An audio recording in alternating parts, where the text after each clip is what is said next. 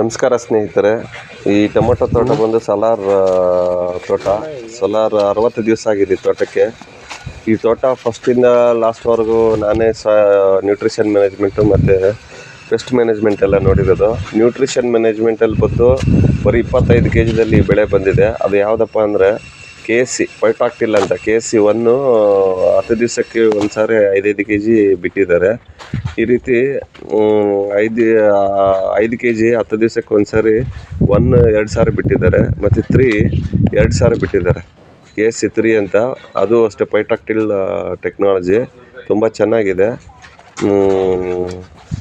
ತುಂಬ ಹೂವು ಫಾರ್ಮೇಷನ್ ಆಗಲಿ, ಫ್ರೂಟ್ ಫಾರ್ಮೇಷನ್ ಆಗಲಿ, ತುಂಬ ಒಂದೊಂದು ಗೊಂಚಿಗೆ ಬಂದು 18 ಕಾಯಿ 12 ಕಾಯಿ ಈ ಥರ ಚೆನ್ನಾಗಿ ಬಂದಿದೆ. ಆ್ಯಂಡ್ ನ್ಯೂಟ್ರಿಷನ್ ಮ್ಯಾನೇಜ್ಮೆಂಟಲ್ಲಿ ನಾವು ಅತಿ ಹೆಚ್ಚು ಗೊಬ್ಬರ ಏನು ಬಿಟ್ಟಿಲ್ಲ, ಬರೀ 25 kg. ಬೆಸ್ಟ್ ಮ್ಯಾನೇಜ್ಮೆಂಟ್ ಬಂದರೆ ಸಿಂಪಲ್ ಸ್ಪ್ರೇಸ್ ಯೂಸ್ ಮಾಡಿದ್ದೀವಿ. ಫಸ್ಟು ಅಬಾಸಿನ್ನು, ಮೆಂಕೋಜಿಬ್ಬು, ಸೆಕೆಂಡು ಇಮ್ಡಾಕ್ಲೋಪ್ರಿಡ್ಡು, ರೆಡಾಮಿಲ್ ಗೋಲ್ಡು, 3ನೇ ಸ್ಪ್ರೇ ಗ್ರೇಸಿಯಾ, 4ನೇ ಸ್ಪ್ರೇ ಕ್ಲೋರೋಜನ್, 5ನೇ ಸ್ಪ್ರೇ ಡೆಲಿಗೇಟು, ಮತ್ತು ನೀಮ್ ಆಯಿಲು. ಈ ಥರ ಸಿಂಪಲ್ ಸ್ಪ್ರೇಸೇ ಕೊಟ್ಟಿದ್ದೀವಿ. ನಾವು ಅತಿ ಹೆಚ್ಚು ಖರ್ಚು ಏನು ರೈತ ಇನ್ವೆಸ್ಟ್ಮೆಂಟ್ ಮಾಡಿಲ್ಲ. ತೋಟ ಚೆನ್ನಾಗಿ ಬಂದಿದೆ, ತುಂಬ ಚೆನ್ನಾಗಿ ಬಂದಿದೆ.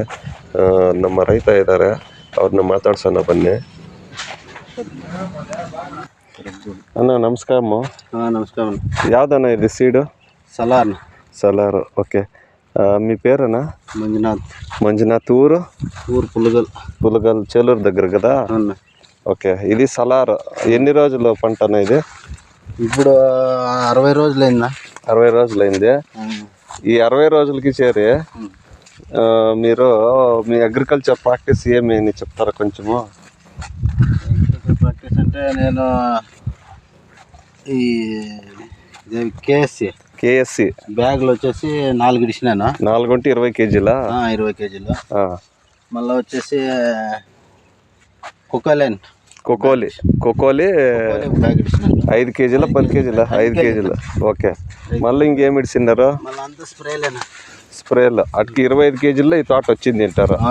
ఓకే. క్రాప్ ఎట్లా వచ్చింది అట్లా చూపిస్తారా? క్రాప్ పర్వాలేదు. కాయ చూపించండి.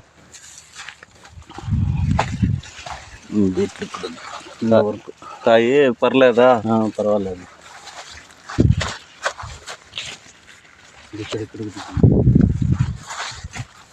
ఓకే. 25 kgల్లో మీకు ఈ పంట వచ్చింది అంటారు. అది ఏ కంపెనీ ఏమన్నా తెలుసా మీకు?